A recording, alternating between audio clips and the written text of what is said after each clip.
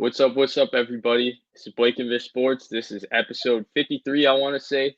And Mhm. we've got a very, very special guest here to preview the 49ers and Packers game that's going on this weekend. I mean, this is the ideal show for us because, you got me, the resident 49ers fan. You got Blake, the resident Packers fan. Even though we try to talk about all things NFL, we're here to talk about where our hearts lie today. And we're, of course, bringing on the man, the guy, the resident 49ers expert, the guy who covers the team for Sports Illustrated, who's been talking about Trey Lance and Jimmy Garoppolo this entire offseason, Grant Cohn. And so we're really excited to have Grant on always. He makes shows go. You guys know how it goes. He's Yeah. he's just the man. And so Thanks, we're guys. excited to hear his takes on this game. Like Grant and I usually do a reaction show on Mondays. So it's more of a reaction to what happened on Sunday. But we're looking forward to see a little more of the prediction side of Grant because we haven't had the opportunity, actually, I think, to predict or preview a game together, Grant. I think more, especially a That's true. 49ers game, I think it's more or less usually I go on Twitter, I see you're live, and I see you're talking about a different thing than you were talking about the day before with the game and stuff like that. So I'm excited to hear your thoughts. But without further ado, I'm just going to take us into our first topic here. And I'm going to straight off the bat, we're going to come in firing. Usually people save this to the end, but that's not how we do it here at Blake&Vish Sports. We're going to do it right here at the beginning. And I'm going to start off with you, Grant, and I'm going to ask you, give me your prediction, Oh, 49ers versus Packers. Who's going to win this game? How do you see this game playing out? Lay it all out for me. okay. So I've been wanting to pick the Packers all week. I haven't made a prediction, and basically, my attitude this week was I'm picking the Packers unless I see something change my mind. And I think the fact that they're down to their third string left tackle or whatever is making me change my mind. Like I was thinking going to this game, I just don't think the Niners have enough offense to win this game. They couldn't put away Philly. They couldn't put away Detroit. They're going to mess around and let Green Bay hang around, and that pass rush will get tired, and Aaron Rodgers will do something crazy, and they'll lose by like 2 or something like that. But man, I can't. I feel like Green Bay's offense is going to have a lot of problems in this, even though they have Aaron Rodgers. They really don't play well on the West Coast. They're 2-7 on the West Coast in their last 9 or something like that. I think it's going to be the over-under is 50. I would take the under, and I'm going to say the Niners win 23-21, and I have very little confidence in what I'm saying. I'm sorry.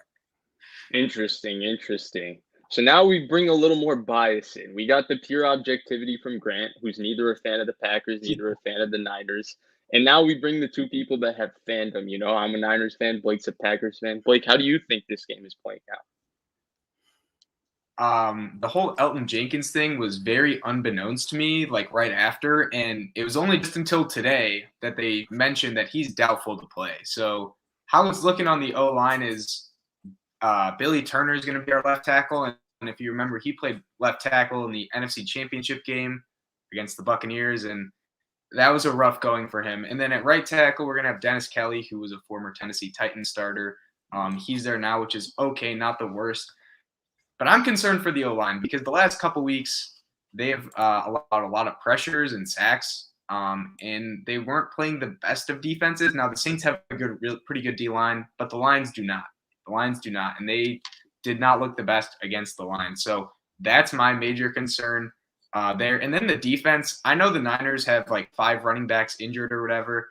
It doesn't matter what running back the 49ers have. It really doesn't. You could put QC Grant Cohn in at running back, and he's running for probably 5 yards a carry. So He's I'm 4.5 very speed, though. yeah, he is more With yards speed. after contact for sure, all day. Yeah, he does. Grant does fit the scheme that Shanahan runs, so that would be good for them. But in all Why? seriousness, Because I have legs and face. Yeah, I guess. yeah. I'm concerned about the running of the Niners, which has been a problem, obviously, in the past when playing the Niners and playing any other team with the semblance of a run game. So for that reason, I'm going Niners, and I think it will be close. I do think it'll be close because the Niners cornerback situation is iffy, and Devontae Adams is going to take full advantage of that. Yeah, so I hate to be just repeating what you guys said, but I'm also going to take the Niners in this game, and it's going to be for a lot of the reasons you guys said. I think this game is actually going to be the closest matchup between these two teams. I think there's a lot of things in this game that's going to make it closer. Sure, Elton Jenkins' injury that hurts, especially because if there's one thing you can say about Rodgers' entire career in Green Bay, sure, their scheme hasn't always been the best. Sure, there's been years where his weapons haven't been good. Sure, their defenses have sucked. He's always had fantastic protection in front of him. And I don't Dude, think I told the Sonoma thing I'd go on their radio station. I'll be back in 5 minutes. I'm hella sorry. I'm sorry. I'm back in 5 minutes. Go ahead All right. without me. All Also, right. Okay. Weird, but continuing. I think that the Packers, more or less, I just think that their protection will be struggle to hold up, obviously. And I think that the Niners defense will give them trouble. I think Nick Bosa looked really, really good against Jordan Mailata, who's a very good left tackle on Sunday. And I think he's about to lick his chops and feast with Billy Turner and Dennis Kelly if they're the two tackles that start for the Green Bay Packers. Yeah. And so from that standpoint, I do think the 49ers front four can give them problems. I think the Packers defense isn't very good. I think it's a bottom 10 front seven in football. I think that front seven is really going to struggle with the Niners offensive line, with George Kittle, with Deebo Samuel. But the reason I think it's really going to be close is more or less because of Aaron Rodgers. And I think that Aaron Rodgers is due for a really good game against the 49ers, especially I think we saw the kind of things Aaron Rodgers does when he feels that he has a favorable matchup with Davante Adams. I mean, the best example of this, especially when you're talking about a scheme sound defense that doesn't flip their corners or move their corners around, they're looking to play certain sides the way the Niners do. Do you remember what Aaron Rodgers did with Greg Maben on that fateful Monday night in the frozen tundra against Green Bay? And I think more or less that I think we're going to see something a little bit like that, where if he sees a matchup with Davante Adams, especially because the Niners aren't the kind of team that just changes their scheme and is just going to flat out double Davante Adams. You know, they're going to continue to play zone coverage and they'll help on Davante Adams' side and they'll shade the safety over, but it's not going to be, a pure double team on Davante Adams the way New England might do it. So because of all those reasons, I do think Rodgers and Davante Adams are due to have a very good game in this game. Yeah. Maybe the best game they've had together against this 49ers group. And so because of that, I think it'll be a closer ball game. But I just don't foresee the Packers defense, being able to stop the run. I like Trey Sermon. I have not been that impressed actually with Elijah Mitchell the last 2 weeks, especially when I go back and watch the film. What I saw from Trey Sermon in college, I personally think Sermon's the better back. Now there might be other reasons why Sermon hasn't played or hasn't started. We don't know. But him fully healthy against this Packers front, I think Sermon's going to have a great game. I think this is the kind of game that's going to really, put himself on the map because I just don't foresee the Packers being able to stop the run. Not only stop the run, but they can't rush the passer at all. They've had one sack this year, and it was because Jared Goff fell on the ground. That's how they got the sack. It wasn't like they had really good pressure or they dialed up a good blitz. No, it was not that. It was simply that Jared Goff fumbled the ball, bringing it back because it was raining, and then just fell on it, and that's how they got the sack. And I mean, as much as you want to say that the Niners don't have the best pass blockers, specifically at guard, and then with McGlinchey on the outside, it's really not going to matter because the Packers aren't going to be able to take advantage of the matchup with the weaker pass blockers, as they just don't have that type of pass rush, especially with Za'Darius out. Za'Darius would help boost that significantly, but with him out, it's just a lost cause at this point. On the Niners offensive line, to their credit, like McGlinchey has had a pretty solid season overall in pass protection so far. Very good season, actually, especially by his standards, given that he struggled a bit more in pass protection last year. He's been pretty good this year so far. Trent Williams is obviously fantastic, and I think that front four for the Packers is going to struggle. I also think the Packers back seven is not as good or isn't really as good as we think it is, especially I don't think it fits their scheme. If you remember, Patton played a bit more single high. This is more of a split safety defense. But what he did with single high, and I wanted to highlight a player in particular, and that's Darnell Savage. Darnell Savage, the best thing he does is he plays really well as a robber safety. And Patton used to put him in that spot a lot, and that's why he had quite a few picks last year. His pick against the Niners last year, he had a pick or he dropped a pick. I think he dropped a pick, I think he but he dropped a one. pick as a whole defender in cover one, and Nick Mullins threw it right to him. Well, they play a bit more split safety, and that doesn't really suit Darnell Savage, and he struggled a little bit to start this season. And honestly, Eric Stokes has looked good when he's played, but outside, really in the Packers defense, obviously Jair Alexander is fantastic. He continues to be fantastic, and Amos is a really solid player. But I think their back seven and their linebackers, Savage and Kevin King and others have just not, played at the level that you need to play if you have such a poor pass rush. And so because of that, I just, it's not even that I think the Niners, can impose their will the way they did in 2019, because the lack of running backs does scare me. It really does. And the corner depth does scare me. It's just that I think it's such a poor matchup with especially the level that the Packers are playing right now. And now with Elton Jenkins out, who's really been their best offensive lineman. I mean, he's made it possible for them to function without Bakhtiari. Like, he's played at a very, very, very high level so far this season. And so it's unfortunate to me that it's happening this way, but I think the Niners win a close one. You said, I think 22-20 or 23-20. I haven't given a score. I mean, I'd say probably like 28-20 49ers. That's what I would take. Yeah, I would go. I was thinking more like 27-21, something like that. A one-score ball game, Yeah. I think Rodgers is going to have a good game, though. Yeah, I think especially because considering the fact that he usually does really well against weaker corners. You saw what he did last week on against the Lions, and just in general, like if he knows that there's a rookie corner out there, like he's throwing the ball that direction like every time until you can stop it. And he's consistently done that over the years, so he will probably continue to do that with whatever. I know Lenore has been kind of the guy who's stepped up, and they have Norman as well. So whichever one he likes the matchup on, he's going to go there. But it will be interesting, I think. Yeah, I mean, with Devontae Adams, any corner is a good matchup. So it doesn't matter if it's Lenore, if it's Norman. If he sees it and he's able to isolate Adams. Because the other thing is he would move Adams around and make sure he got Greg Maben on him. And he's shown that he's capable to do that. And, the big change between 2020 and 2019 with Rodgers and LaFleur is they did add a little more of that element where if Rodgers sees a matchup for Adams, he can kind of change or alert one side of the concept and make sure he gets Adams the ball.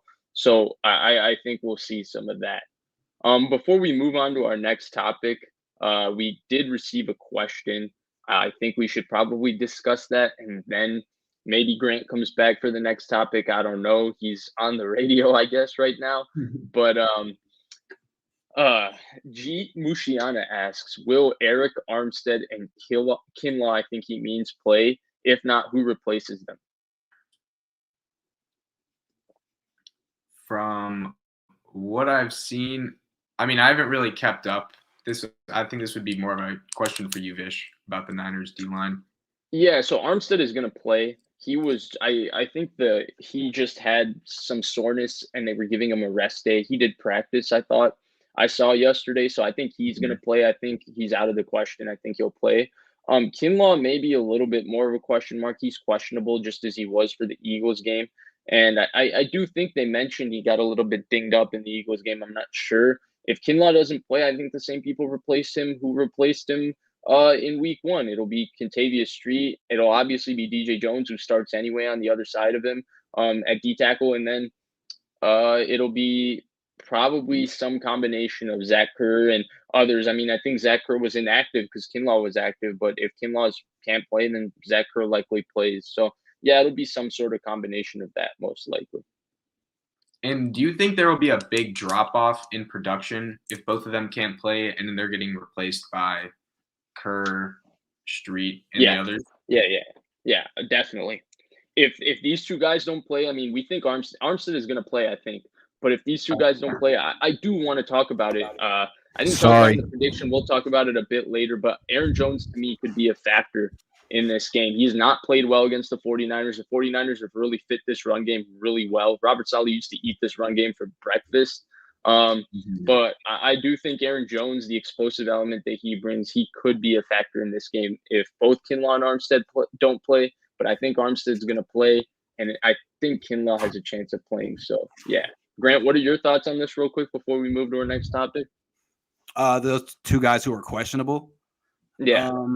Yeah. I mean, it's a primetime game. I would think, yes, they were both. Yeah, I would think that they would play. I don't know how effective they'll be, but it's not like they have Kyler Murray rolling out. Aaron Rodgers is one of the least mobile quarterbacks in the league. Sorry, Blake. At this point, I think Eric Armstead can be all over him. Yeah, I think they'll play. I mean, they want those sacks. Look at who's playing on offensive line. I think these guys are going to suck it up. Kinlaw might get 2 sacks. Armstead might get 2 sacks. Yeah, I'd play if I were them. It's time to get paid. Seriously. Contract. How you think Rashawn Gary's looking at Mike McGlinchey this week? He's like, oh, money. Money. Vish was saying McGlinchey's looking better this year, Grant. What are your thoughts on that? I know he's one of your favorite players, so. Yeah, well, the Niners have been winning all season. He kind of starts to struggle when they're losing and trying to come back, stuff like that. So we'll see how he does. More. Yeah, drop back stuff, that kind of stuff. He gave up a big hit on Jimmy last week, but the Niners are controlling that game. Josh Sweat blew him up. Josh Sweat's a good player, though. Really good player. Yeah, and so is Rashawn Gary's a good Rashawn Gary is a good athlete with a good bull rush, and that might be all you need against Mike McGlinchey. I don't know. At least in the past game. McGlinchey could take him in the run game, probably. Yes. So, without further ado, I think we're right on our next topic. Sorry, I ran away. The guy on the media on the radio called me Grant Johnson. Swear to God. So sorry about that. Oh, Grant Johnson. Do we have the wrong Grant in here? We were actually looking for Grant Johnson. We wanted him. As long as we have the 49ers QC, that's all I'm hoping for. All respect to the guy, but at the end he was like, so the Raiders are playing the Dolphins this weekend. Can you give us 30 seconds on that? I was like, no. Nope. I don't watch the Raiders. Sorry, I don't cover the Raiders. I'm not going to make it up. Thank you. So, yeah, sorry about that, guys. I'll never double book again. I don't know what happened. I'm getting frazzled. You're good. I'm getting frazzled. Don't worry. You deserve to be frazzled. I'm sorry. It's okay. But without further ado, let's talk offensive line. We were just talking about McGlinchey, Grant's favorite player, of course. But we got to talk about the Packers' offensive line. They're going up against a tough front four. Some pretty good players on that offensive line, and they're going to be without their 2 best offensive linemen. Bakhtiari, who's obviously on PUP, and then the other guy, maybe the least talked about special offensive lineman in the NFL, in Elton Jenkins. Grant, how do you think the Packers' offensive line will handle that front four without him? It won't. That's the problem here. I mean, if you want to pick the Packers to win this game, how do you get past this question? How do you answer this question? It won't. I think you would go and say they would just go more short stuff and then have a blocking tight end on passing plays, like on longer developing routes. I mean, the Packers' only chance is if, they can hold up in the running game. They can get something going in the running game, and they can get some play action off of that and just kind of get the Niners pass rush on their heels. Otherwise, if they fall behind early and they have to drop back and throw, it's over. It's over. So they have to get a lead and then use the run game and play action to sort of keep the Niners off balance. But if they fall behind, we've seen this so many times.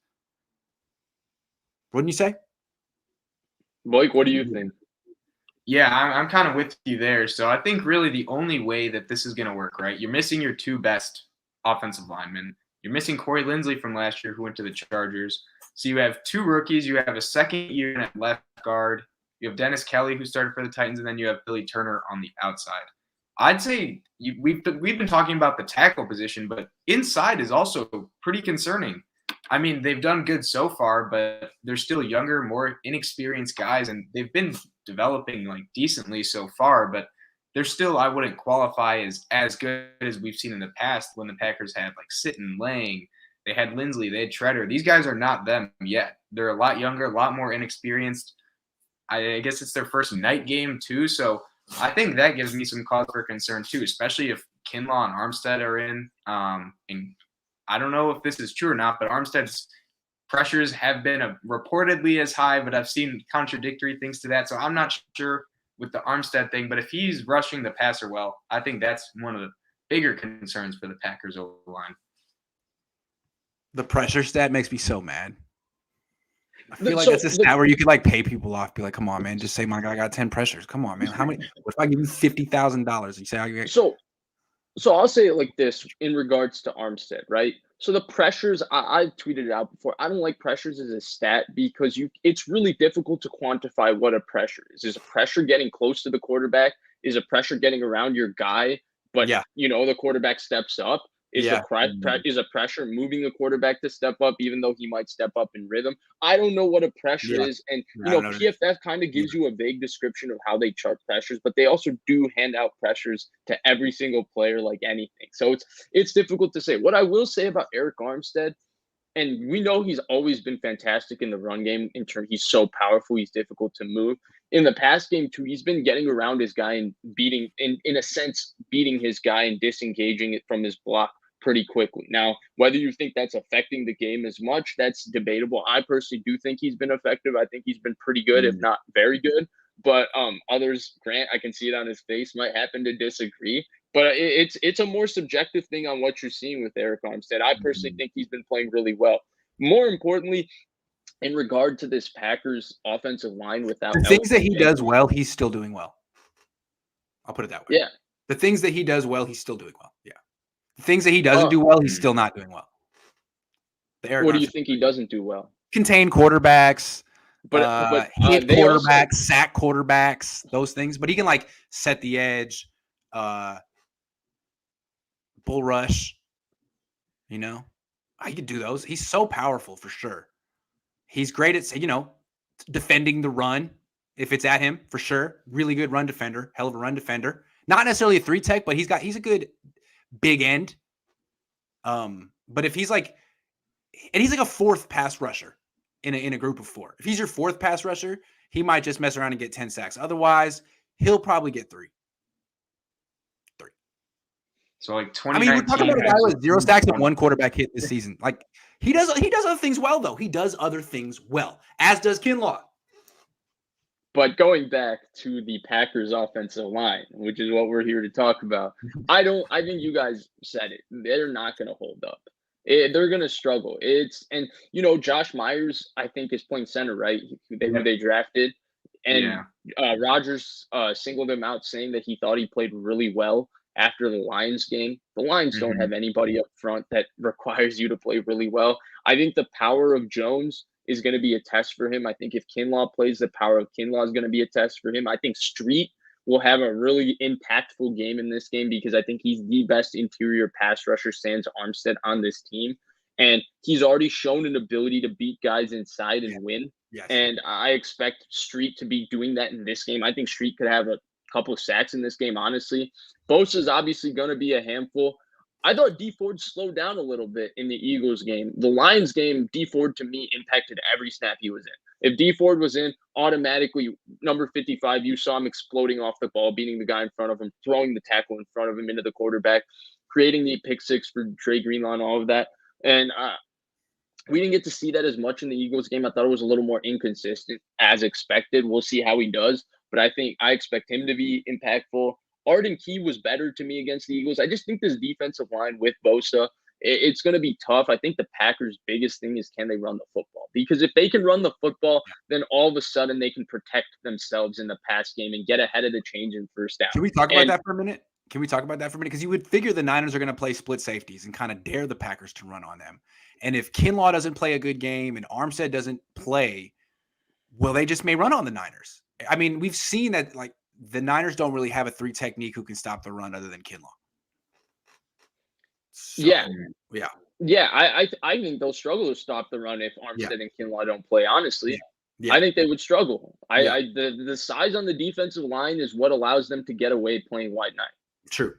It's the fact that they have Armstead, who's 6'7", 295. Bosa is 6'4", 275. Kinlaw is 320, 6'5", 325, and Jones is 6 feet, 330. Yeah. They're humongous on the defensive line. It's one of the biggest defensive lines in football. That's why you can and the other thing is, I do think they'll miss Robert Saleh. Robert Saleh has owned the Shanahan style run games when he's played them. He's destroyed, especially once Gurley slowed down after that 2018. The last 2 years, he dominated the Rams run game. And he's absolutely destroyed this Packers run game. They fit this run game so well. It's not as creative as Shanahan's, but it's a good run game. And I think it'll be interesting to see if they can run the football. To me, that's the question for the Packers. If Elton Jenkins, Rodgers, everything is all about can they get Aaron Jones going. Yeah. Historically, though, they have not been able to. And I think Fred Warner is kind of the main catalyst for that because they do a lot of stuff to the outside and they try to beat teams with speed because Aaron Jones is obviously one of the best athletes on the field. But when you have these fast linebackers like Devin White, Levante David, Fred Warner, and you can't get outside and they just beat the linemen to getting to the second level, then it really, really causes problems. And I mean, I personally hope that doesn't happen, but we've seen that happen the last 3 times they've played the Niners, whether that's due to Saleh or Warner, I don't know. But that really is kind of the big point that needs to be made. Any last thoughts, guys? No, here's a name. I have a name, Vish. Dominique Daphne. He's our blocking tight end, probably the 4th one on the team. He will be in a lot. If he's in there or Mercedes Lewis is in there blocking a lot, that might just slow down the Niners pass rush. I'm more worried about Mercedes Lewis going out for a pass so that Aaron Rodgers can throw a touchdown to a first-round pick. Has it never happened? It's happened. The first guy was Mercedes Lewis. Oh, that's funny. Yeah. But I think Robert Tonyan's going to have a big game. Robert Tonyan. You think so? I saw what Jimmy Ward was doing to Dallas Goedert and Zach Ertz. I do not believe in Robert Tonyan. Yeah, I don't think so either. Jamal, fan of the show, friend he destroyed Zach Ertz, by the way. Yeah, he killed him. Especially when he pressed him. Zach Ertz was struggling to even get off the ball. And Zach Ertz is 20 pounds and 5 inches bigger than Jimmy Ward? That was a little sad. Yeah, it was. It was. But Jamal Armstrong, friend of the show, of course. Jamal? And I met him. But he says, good evening, bros. If Trey Sermon gets to play a lot or gets the start, do you think we see more of Trey Lance than ever before? Keep up the fantastic coverage. And I think Jamal, Blake, did you share the topics list with Jamal? Because I think, Jamal, your question will be asked later in this show, but we can go there right now and we can talk about Grant's favorite topic, the Trey Lance conundrum. And I wouldn't say it's a conundrum, but for whatever reason, it's a topic of conversation daily with the 49ers, and Kyle Shanahan always gives good answers to make sure that the conversation stays alive. Like, oh, I don't play him when I play him, or I was planning to play him, then I didn't play him, or he's a backup quarterback, so if we play the backup, all of that. And Grant just loves those answers, don't you, Grant? But yeah, we know that Grant's got a lot to say on this topic, so I'm going to stop previewing it. I'm just going to ask Grant straight up. How much do you think Trey Lance will play against the Packers? It's possible he won't play at all. This is a very strange situation. Tell me if you guys disagree. I think Kyle Shanahan would like to play Trey Lance. That's why he had him in the first drive of the first game of the season twice. That's why the first touchdown pass went to Lance. I just don't think the locker room's as enthusiastic about it. Clearly Jimmy doesn't like it. And I think the locker room likes Jimmy. I think most of the locker room's in Jimmy's corner. And I don't know how popular the Lance package was against the Lions. Like, the touchdown pass may have been unpopular, the fact that it didn't go to Jimmy. And then the 3 runs, no one seemed that excited to execute those plays. They didn't work at all. And then you didn't see him week 2. So I wonder what it's going to take for Lance to get on the field. I don't think he's going to be in the first 15 plays like he was week 1. I think Kyle's going to have to convince the team that they need Lance. And I don't think he's done that yet. He is doing the bare minimum to win games. He's holding back on offense. His game plans aren't creative. He's not really using Ayuk. He's not really using Kittle. I don't know if he's playing mind games. He's keeping Jimmy's numbers looking good. Like, if a team just checked the box score and wanted to trade for Jimmy, they might think he's looking good right now. But everyone knows it's more like Kyle in the yards after the catch. So I don't know. I think Kyle may want to go to Lance, but unless Jimmy falls behind, he may not be able to. And I don't really have much hope for the Packers in this game. This may be something that happens more next week against the Seahawks. What do you think? Ready to go, Vish? Yeah. I was going to say, here's a situation where I can see Lance in, and I don't know if they'll get into this situation. Let's say their running game is struggling, and they're in the red zone, I feel like that would be a pretty good time to implement Lance in the red zone, struggling running game. I agree. Why? That's a good call. He gives you the best chance. Read option. I mean, we saw what Kaepernick did in I don't know, 2012, 2013. And the Packers, their edges do not play the best contain against the run and don't really do good against mobile quarterbacks like most defenses. So I really think in the red zone or even at any time they need like a crucial drive and the running game's not working, that's where you insert Trey Lance and he gives you that we don't know what they're going to do with him because we haven't seen him out there. I think that's the Trey Lance situation. I don't know if they'll get into a situation like that, but if they do, I think that's where he can be inserted and being really, really effective. So Blake, I actually, before I give my answer, I'm going to disagree with you. And the only reason I'm going to disagree with you is I thought that moment came like 4 different times in that Philly game, and they didn't insert him. In terms of how much I think he's going to play against the Packers, I think more or less it's going to be similar to Detroit. I think we're going to see 5 to 6 snaps, and I think that's going to be about it. And I think it's a little bit, I hope it's not the case because Mean of Times posted the great stat earlier today. The Packers defense gives up 9.2 yards per carry outside the tackle. Let that sink in. 9.2 yards. It's almost a first The down. name of this game is getting to the edge because the Packers, like you mentioned, they're not good at containing the edge, and they don't have speed on their defense to be able to run down ball carriers outside of the tackle box, right? I mean, it's pretty clear. Their linebackers don't have, they don't have a Levante David, an Eric Kendricks, a Fred Warner, a guy who can just run sideline to sideline and run down ball carries. So to me, that's problem number one. Two, I think the biggest thing I've noticed with the 49ers offense, and it's a little bit because of the stack of injuries and the fact that Ayuk doesn't seem to be that involved, is the fact that they're not dynamic. Right. They have one dynamic player on their offense without Raheem Mostert, with if Kittle gets double teamed and if Ayuk's not being used, then that's Deebo Samuel.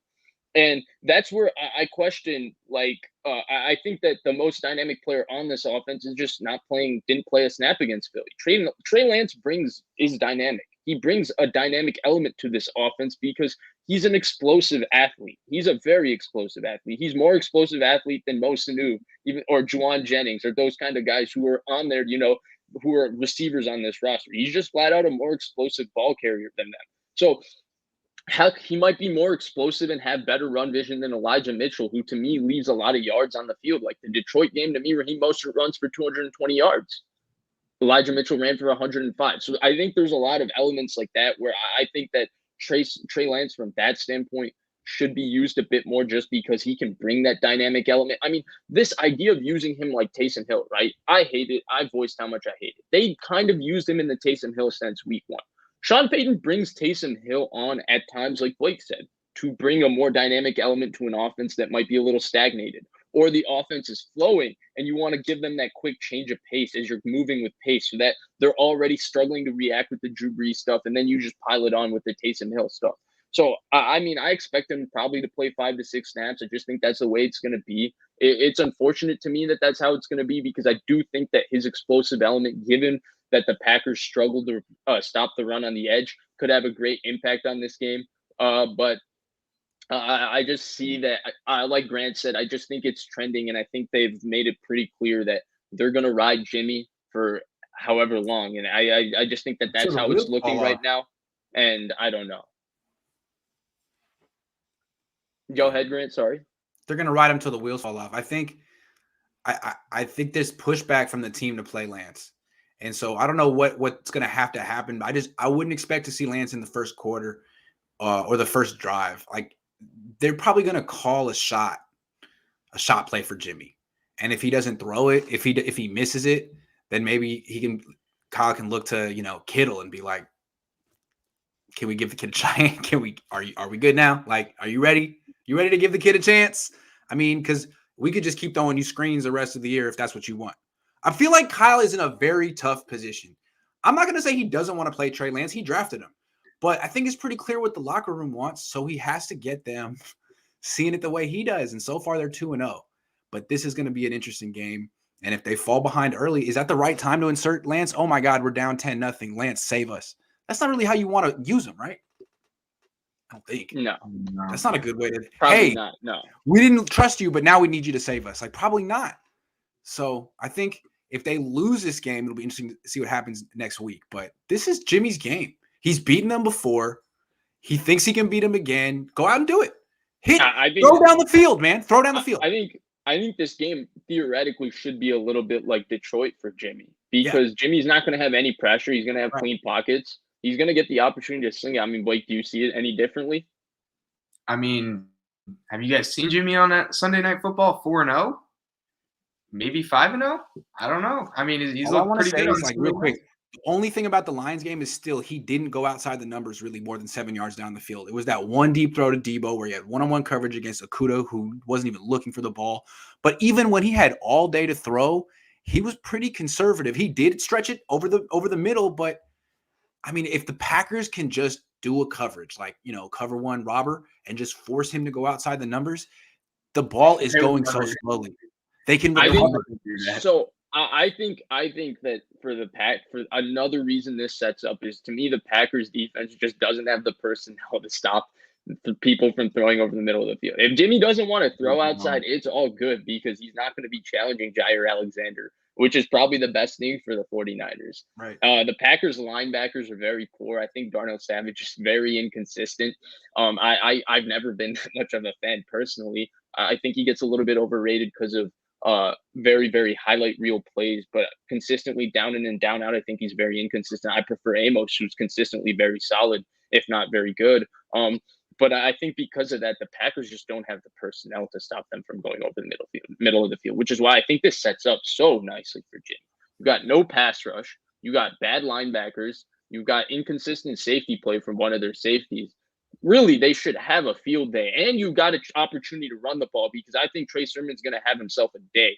I think Trey Sermon, I've just seen too much from Trey Sermon between college and the preseason for you to tell me that he's not going to be able to run the ball well. So I think the run game to the outside, though.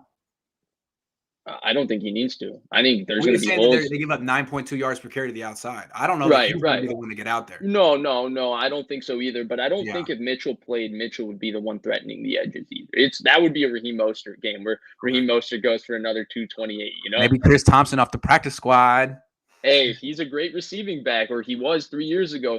But more or less, before we move on, what I did want to say is that, I think it just sets up so brilliantly for Jimmy, honestly. They're going to be able to run the football. Play action is going to be available. He's going to have another opportunity to have another great game on Sunday Night Football. He really does. It's setting up real nicely for him. And if he goes out and plays well, they should be 3-0. Yeah. Here's my question. Do you think 49ers hypothetically go 5-0, but Jimmy has a really bad fifth game? Like, these last couple of games, he looks bad. Do you think they'd put a Trey Lance, or that they should? No, I don't think they will. Nah, man. I'm telling you, I think we're thinking about this a little wrong. Like, what's Kyle gonna do? What's his master plan? It's not 100% up to him. I know what you think it should be, but I think, what does the locker room want to do? What does the team want to do? Yeah, they're in Jimmy's corner. I mean, it's pretty freaking obvious. The guy who was in Trey's corner, Jordan Matthews, he just got cut. Brandon Ayuk spent a lot of time with Trey Lance this offseason, not getting the ball. So I think it's pretty clear who's running this. Young James. What a coup. Right, I think without a further ado, I think we should move on to questions before Grant starts to get real conspiracy theory. That's usually for Saturdays. Come on, Grant. Have you guys seen the show Better Call Saul? No. His brother, his brother doesn't have a tinfoil hat. He has like a tinfoil everything, and that's me. So anyway. Well, I mean, the Coneheads seem to have more of the tinfoil armor than you. Every time I go on, I get 6 questions from Coneheads saying, "Hey, Grant, Kittle didn't smile after Trey Lance dapped him up. Like, what does that mean? Hey, Grant, did you notice how Kittle dapped up Jimmy and gave him a 2-second handshake, but he gave Trey only a fist bump?" Hey, man, I didn't instigate this. This is what happens when you have a 2-quarterback thing going on. Pretty much at that point, you just got to light the match. It's easy. Sorry, I didn't do it. It wasn't me. I didn't put the kindling there. That was the 49ers.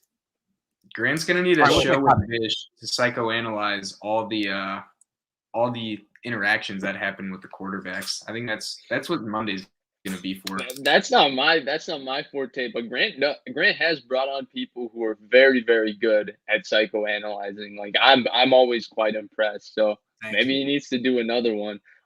But D Block asks, due to the running back situation, I'd like to see Kyle Juszczyk get utilized more. Big Jadakiss fan out here. What? D Block. Sorry. Oh yeah, Juszczyk. How about that? It's another guy that can throw 3-yard passes too. He'd be perfect. Blake, what do you think? Yeah, I mean, the more they run, the better. So if he's on the field for more plays, that's probably good for the 49ers. So yeah, I'd have to agree.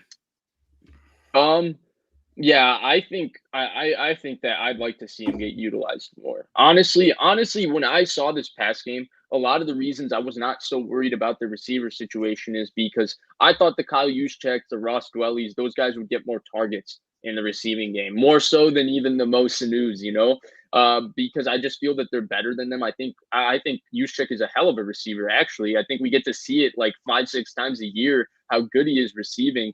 And yeah, I would like to see him get utilized more as a receiver. I really would. I hope that this is the game.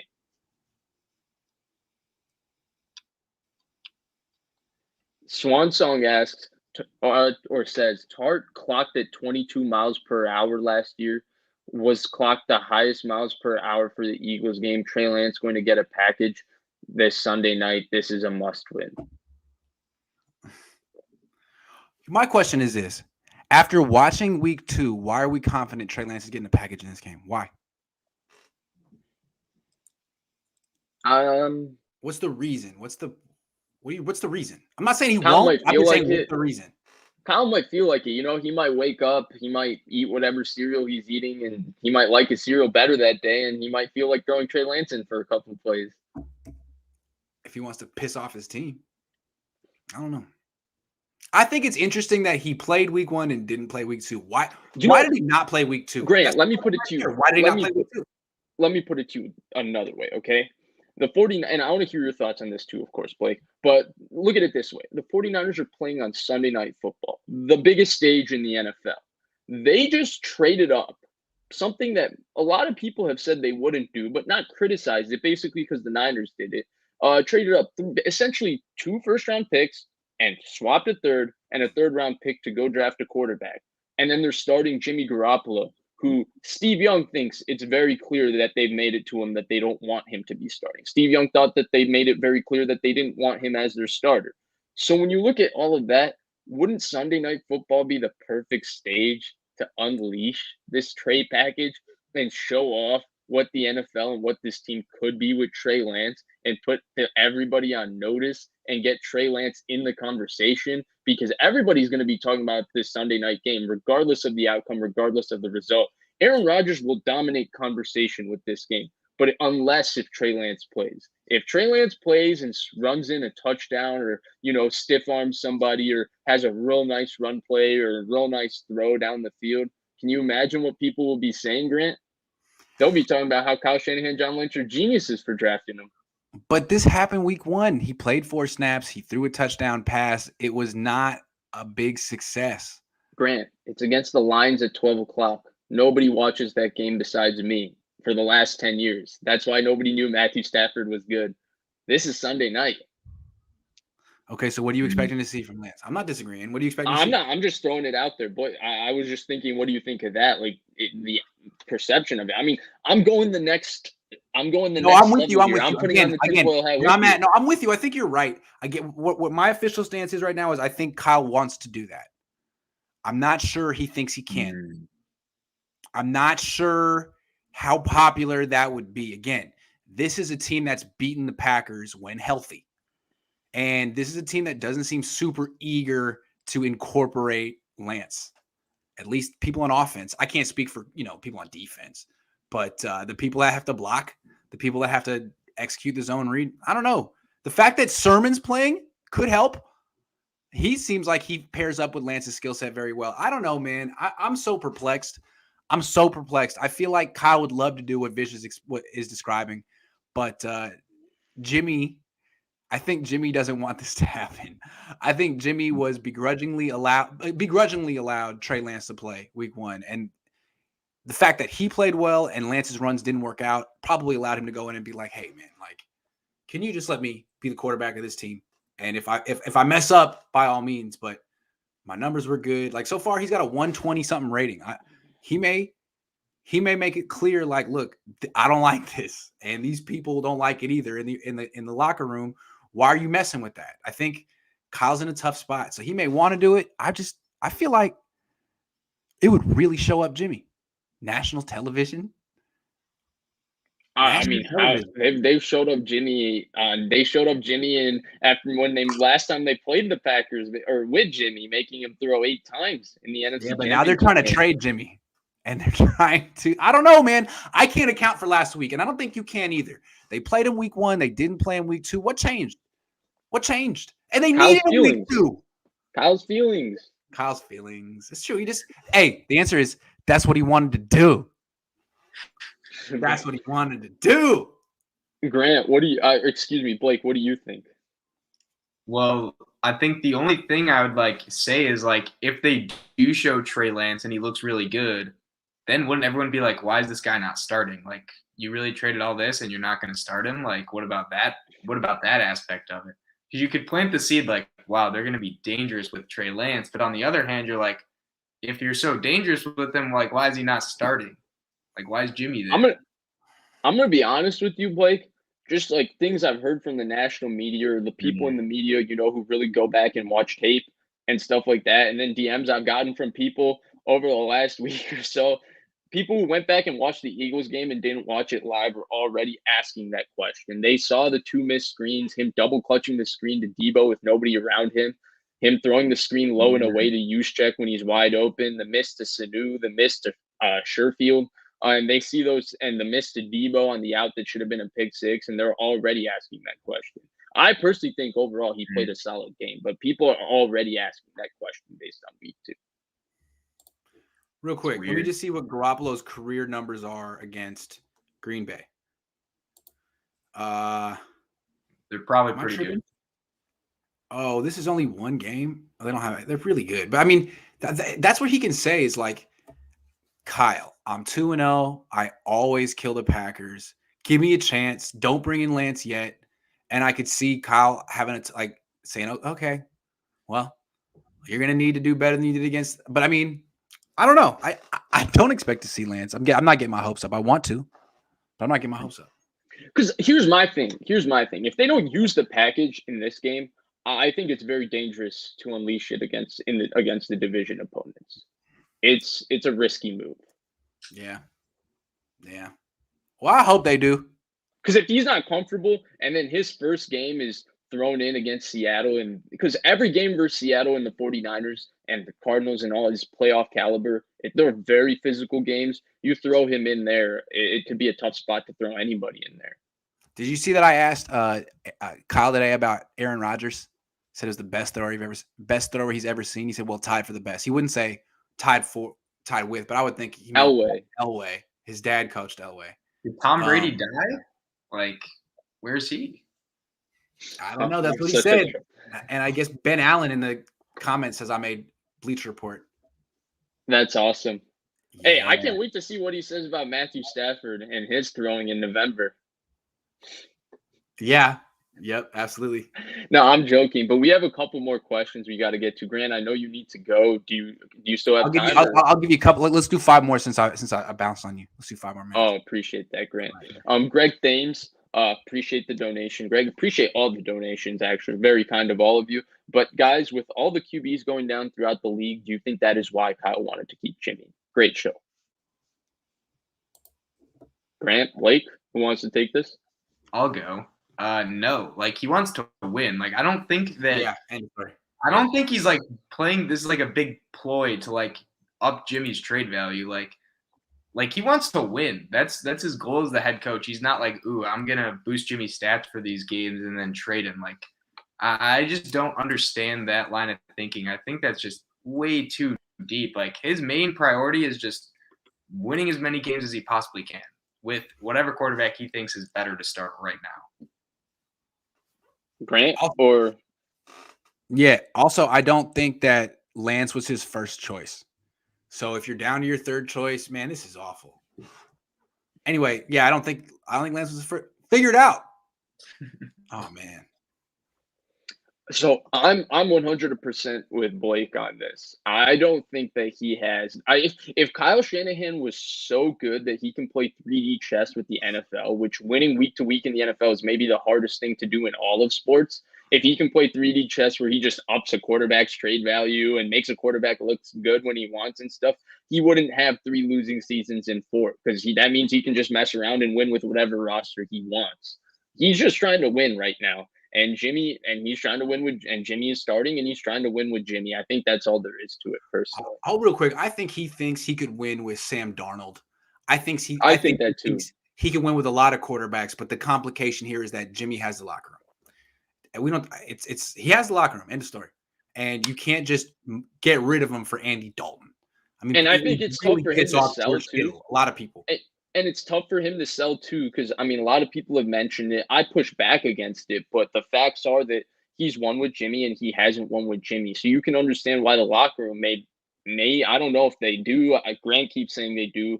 I don't know. I just think it seems pretty clear. I mean, I'm talking about the offense. The offense.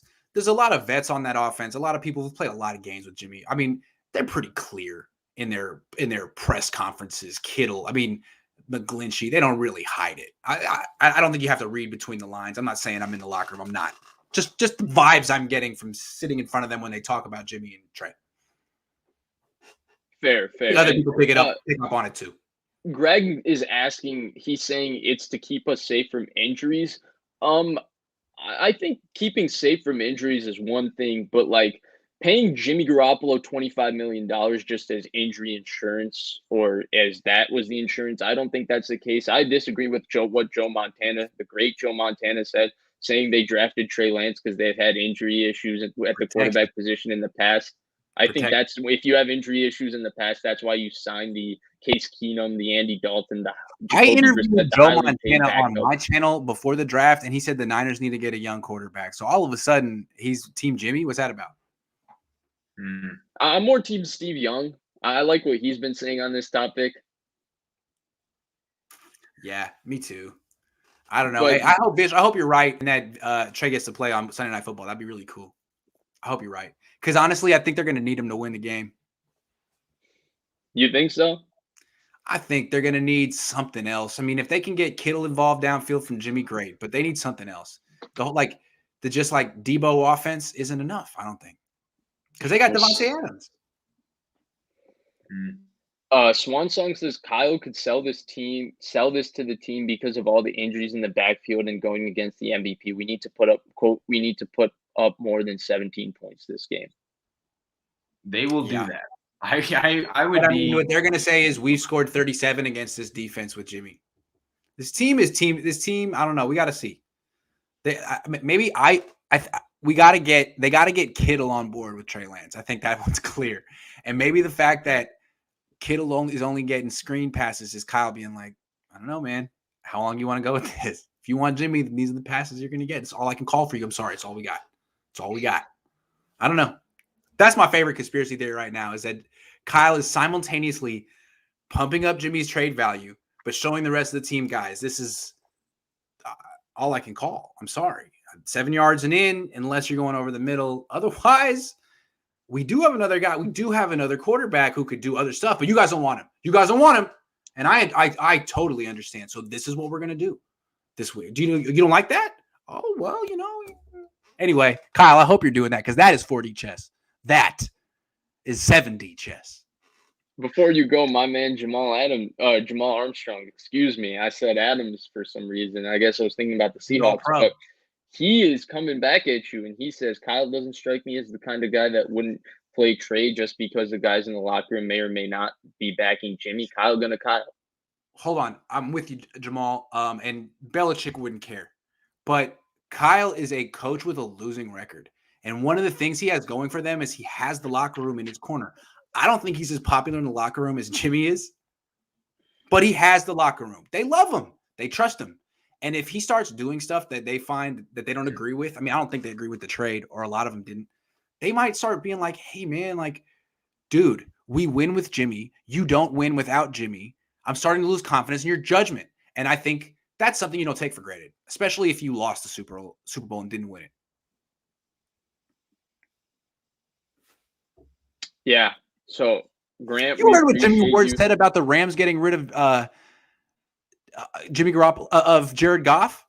He was like, I don't really get that. They won with Jared Goff. Are you sure that they can replicate that? To me, what Ward was talking about at that moment wasn't the Rams. He was talking about the Niners. It's like, we won with Jimmy. Are you sure you can replicate that? Like, I think it's pretty easy. We could all say, like, well, yeah, we've seen 10 years of Matthew Stafford. Yes. But we don't know with Trey Lance. No one knows with Trey Lance. And it's a scary unknown. And I think a lot of people on this team are like, well, I'm not ready to even do that experiment. This works. Let's wait. I think that's what's happening. And I think Kyle is much more gung-ho than the role. I mean, I think he's right there with us. But it's a difficult. What would you do if you were Kyle? Would you just do whatever you wanted to do and say, screw it? If they don't like me, they don't like me. Screw it. Blake? I mean, if he's like the boy genius, boy wonder that he's been made out to be, I don't know. I think he's a big boy. They'll get on board eventually. I'll be right. They'll get on board. But I mean, like, for Trey to succeed, you need buy-in from his teammates. You need buy-in. If he balls out, do you need buy-in? They need to block for him. They need to catch his passes. Just saying. They try less. I'm not saying they sabotage him, but you need buy-in. You need 100% buy-in.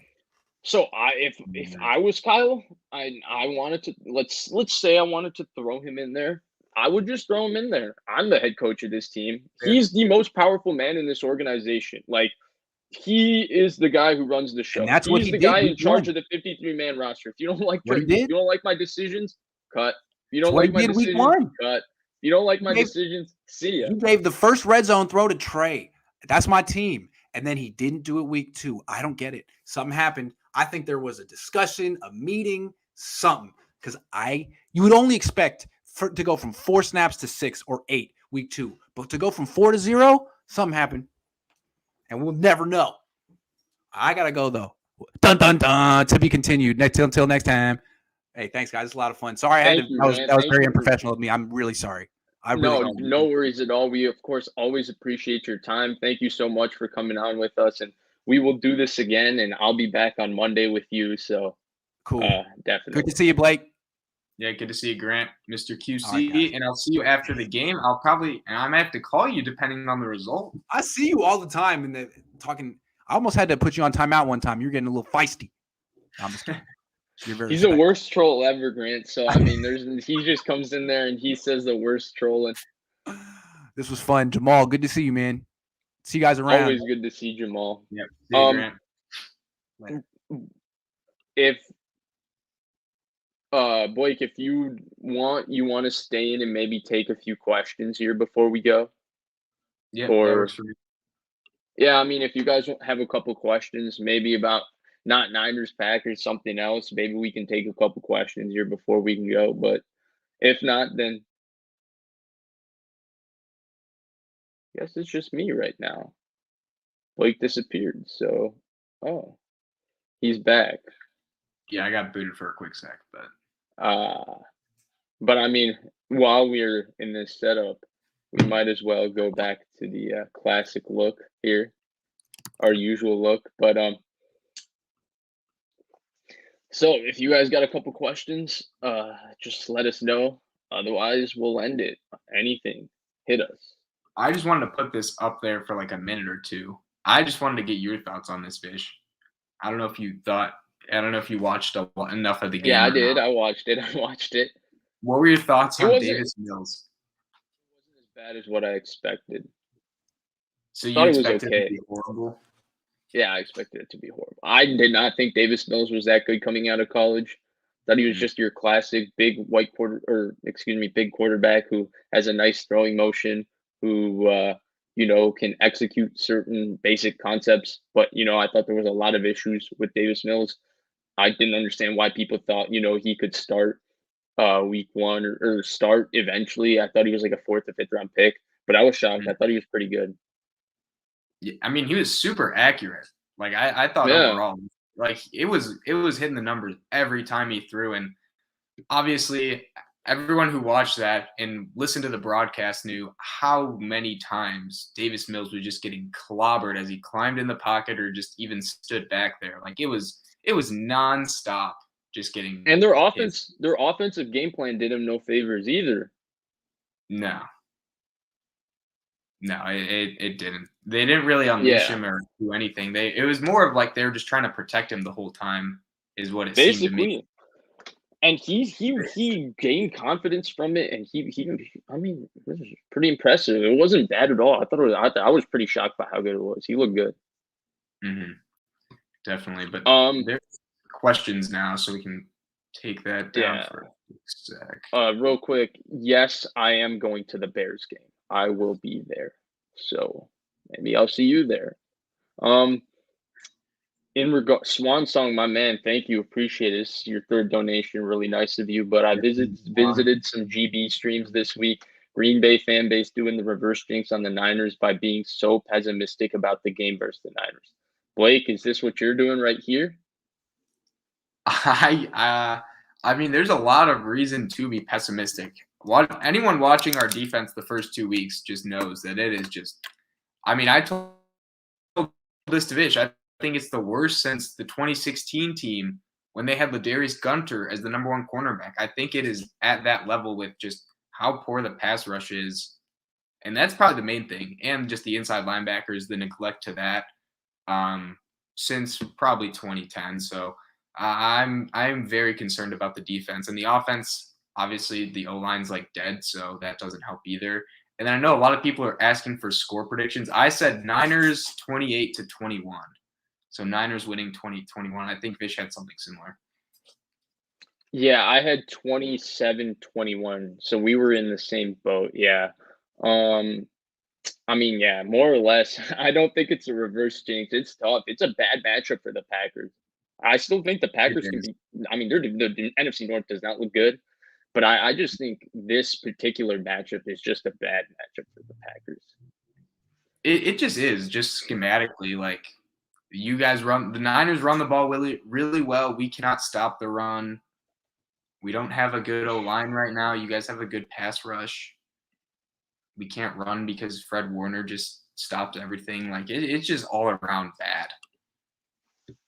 Yeah, it's not ideal, but we'll see. Otherwise, yeah, more or less, it's been an hour. We appreciate all of you joining us. See, we finally did stream the Friday, and we will be back on Monday evening to break down what happened on Sunday, hopefully before the Monday night game, somewhere in that window.